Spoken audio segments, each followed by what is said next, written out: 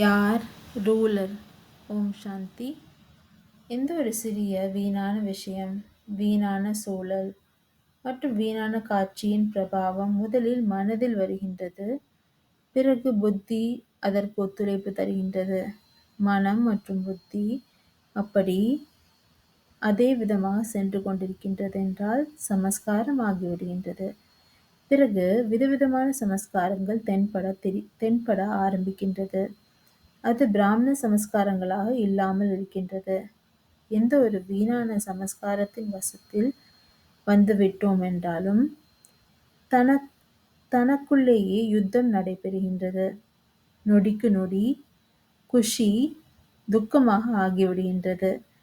இது சத்திரியரின் சமஸ்காரமாக இருக்கின்றது. பிராமன் என்றால் ரூலர், வீணான சங்கல்பங்களிலிருந்து முக்தி ஆகிவிடுகிறவர்கள், பரவசத்தில் இல்லாதவர்கள். ஓம் சாந்தி.